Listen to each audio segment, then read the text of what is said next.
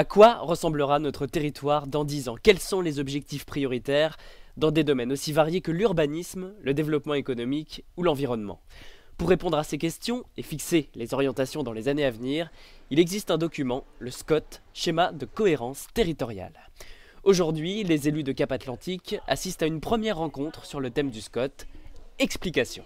C'est pas du tout un document qu'il faut voir sous un angle purement administratif, de contraintes juridiques, même si c'est effectivement un document juridique, mais c'est avant tout un document, c'est un projet de vie pour un territoire.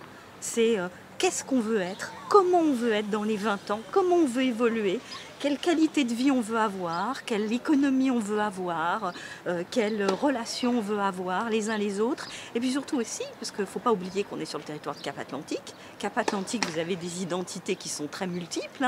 Les Baulois, c'est pas la même chose que les Guérandais, c'est pas la même chose que les gens de Pénétin, c'est pas la même chose que les gens de Camouel, ni de ceux de Piriac. Et pourtant, eh bien, ils vivent ensemble. Et ils ont sans doute des choses à faire ensemble. C'est peut-être n'en ont-ils pas conscience, mais ils ont de vrais intérêts communs. Dans la gestion de leur espace, dans un petit peu plus de relations entre eux aussi, quelquefois, sur le plan économique, mais pas seulement sur le plan économique, aussi sur le plan culturel. Ils ont des choses à s'apporter les uns les autres, et c'est un peu là-dessus qu'on va travailler.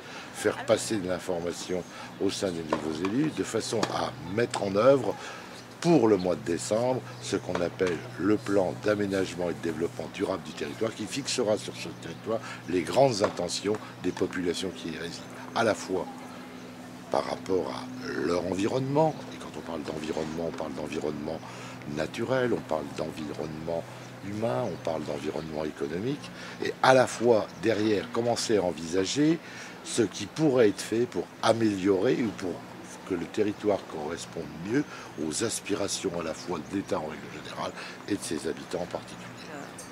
J'espère que les gens viendront et participeront à la concertation, parce qu'il faut bien se dire une chose aussi. Moi, je m'adresse là aux concitoyens en tant que citoyenne. Ce qui est dit, quelquefois, même si ça n'a pas un effet direct, c'est des choses que les élus ont besoin de savoir, c'est intéressant, ça peut mettre en évidence des tendances, des choses qui bougent, qu'il est important de savoir quand on fait un document de cette nature. Voilà. Merci.